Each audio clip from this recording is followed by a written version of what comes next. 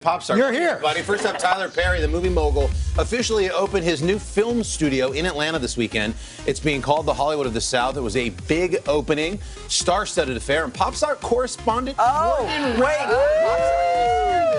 Got promoted. I'm ready. I did. I got a big promotion and a big weekend for Mr. Tyler Perry. In fact, the studio is a 300-acre studio that's built on the site of a former Confederate Army base. The symbolism of that resonating with many of the stars who celebrated the opening night with Perry. Major stars, including Oprah, Samuel L. Jackson, and Beyonce, came out to celebrate Tyler Perry's achievement. I am like a proud big sister tonight because he did it his way. He didn't wait for Hollywood. He didn't wait for anybody to tell him how to do it. He did it his way. Perry recently spoke about what his studio represents at the BET Awards. The studio was once a Confederate Army base, and I want you to hear this, which meant that there was Confederate soldiers on that base plotting and planning on how to keep 3.9 million Negroes enslaved. Now that land is owned by one Negro.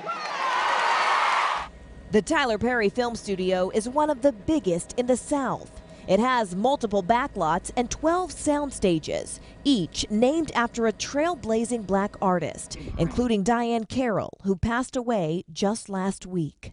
Carroll made history on NBC's Julia as the first African-American actress to star in a primetime series as a career woman rather than a domestic worker. Spike Lee, Cicely Tyson, Halle Berry, and director-producer Ava DuVernay were among the many stars who came out over the weekend.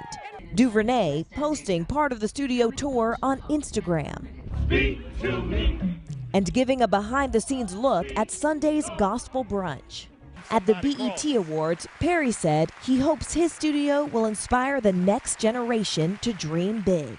When I built my studio, I built it in a neighborhood that is one of the poorest black neighborhoods in Atlanta, so the young black kids can see that a black man did that and they can do it too.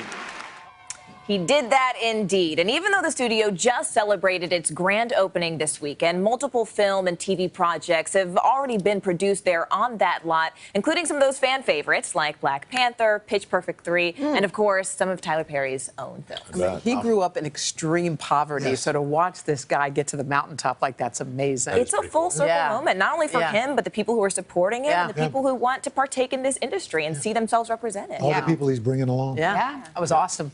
And good for the South.